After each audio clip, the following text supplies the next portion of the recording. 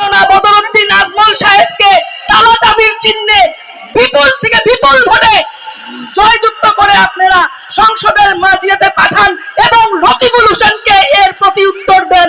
এই বলে আমি আমার বক্তব্য শেষ করলাম। ধন্যবাদ। খুদা হাফেজ। এআইইউডিএফ জিন্দাবাদ।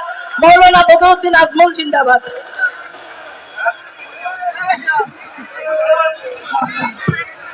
সম্মানীয়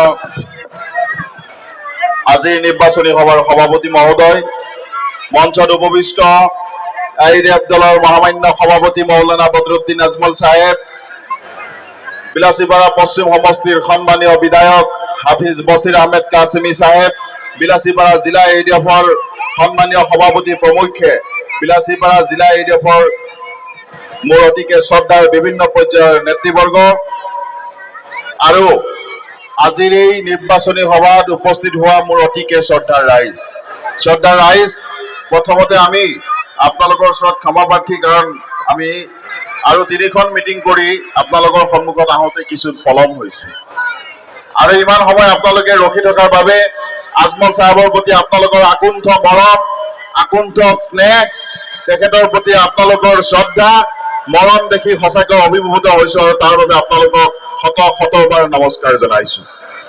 শ্ৰদ্ধাৰ ৰাইজ, নিৰ্বাচনী বতৰ আৰু এই নিৰ্বাচনী বতৰত ইতিমধ্যে বিভিন্ন ৰাজনৈতিক দলৰ নেতাসকল আপোনালোকৰ সন্মুখত আহি বিভিন্ন কথা কৈছে।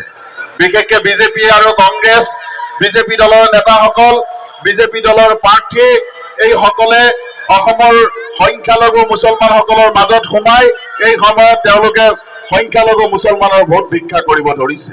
কিন্তু মই আপোনালোকক এটা কথা ক'ব বিচাৰো যে বিগত সময়ত অসমৰ সংখ্যালঘু মুছলমানৰ ওপৰত এই বিজেপি চৰকাৰে যি অত্যাচাৰ আৰু কুশাসন কৰিছে, এই মুছলমান সংখ্যালঘু বসতি অধ্যুষিত অঞ্চলসমূহত যি উচ্ছেদ কাৰ্য চলাই সাধাৰণ শ্ৰমজীৱী খাটি খোৱা মানুহৰ প্ৰজাবোৰ ভাঙি দিছিলে, সংখ্যালঘু মুছলমানসকলৰ উপাসনাস্থলী মাদ্ৰাছাই হওক মছজিদেই হওক বুলডোজ কৰি নিষেধ কৰি দিয়াৰ সময়ত এইসকল নেতাই এচি ৰুমৰ পৰা ওলাই কোনোদিন আপোনালোকৰ পক্ষত থিয় হোৱা নাছিল।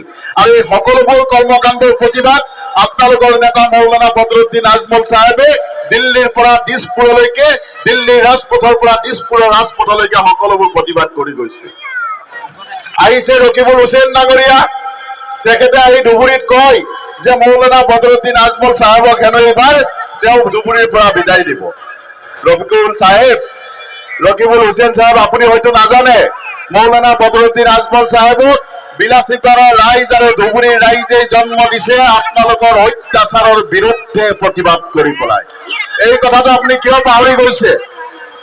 ধুবুৰীৰ ৰাইজ, বিলাসীপাড়াৰ ৰাইজ অসমৰ শ্ৰমজীৱী খাটি খোৱা মানুহৰ সংগ্ৰামী সত্তা, আৰু এই সত্তাই আপোনালোকৰ অত্যাচাৰৰ বিৰুদ্ধে থিয় হৈ অসমৰ শ্ৰমজীৱী খাটি খোৱা মানুহৰ সামাজিক অধিকাৰৰ পক্ষে, সাংবিধানিক অধিকাৰৰ পক্ষে যুদ্ধৰ হেতু আইডিএফ দলৰ জন্ম দিছিলে আৰু মৌলানা বদৰুদ্দিন আজমল সাহেবক জন্ম দিছিলে। আপোনাৰ নিচিনা ৰকিবুল হুছেইন ভাৰতবৰ্ষৰ অলিয়ে গলিয়ে বহুত ৰকিবুল পোৱা যায়, কিন্তু মৌলানা বদৰুদ্দিন আজমল পৃথিৱীৰ 500জন ব্যক্তিৰ ভিতৰত মাত্ৰ এজন পোৱা যায়। আৰু আপুনি আহে ইয়াত আজমল সাহেবক বিদায় দিবৰ কাৰণে, আপুনি অসমৰ সংখ্যালঘু মুছলমানক বুজাই মিছা কথা কৈ, মিছা পলবান্দি বুজাই যে মৌলানা আজমল আৰু আইডিএফ দল বিজেপিৰ বি টিম। মই আপোনাক প্ৰত্যাহ্বান জনাই কওঁ, বিজেপিৰ যদি বি টিম হয় তেতিয়াহ'লে আপোনালোক ৰকিবুল হুছেইন ডাঙৰীয়াৰ আপোনাৰ নেতৃত্বত থকা সেইসকল বিধায়ক যিসকল আজিৰ তাৰিখত খোলা খুলিকে বিজেপিৰ হৈ কাম কৰি আছে। মই ৰকিবুল হুছেইন ডাঙৰীয়াক প্ৰত্যক্ষভাৱে ক'ব বিচাৰো, আপোনাৰ দলৰ নিৰ্বাচিত বিধায়ক, কংগ্ৰেছ দলৰ নিৰ্বাচিত বিধায়ক বসন্ত দাসদেৱ মঙলদৈ সমষ্টিৰ বিধায়ক, তেখেত আজিৰ তাৰিখত বিজেপিৰ হৈ কেম্পেইন কৰি আছে, গৈ পেলাই চাই আহক। আপোনাৰ দলৰ নিৰ্বাচিত বিধায়ক কমলেশ্বৰদেৱ পুৰকায়স্থ কংগ্ৰেছৰ বিধায়ক আজিৰ তাৰিখত বিজেপিৰ হৈ প্ৰচাৰ কৰি আছে। আপোনাৰ দলৰ বিধায়ক, কংগ্ৰেছ দলৰ বিধায়ক শশীকান্ত দাস ৰহা সমষ্টিৰ বিধায়ক আজিৰ তাৰিখত বিজেপিৰ হৈ কেম্পেইন কৰি আছে। আপোনাৰ দল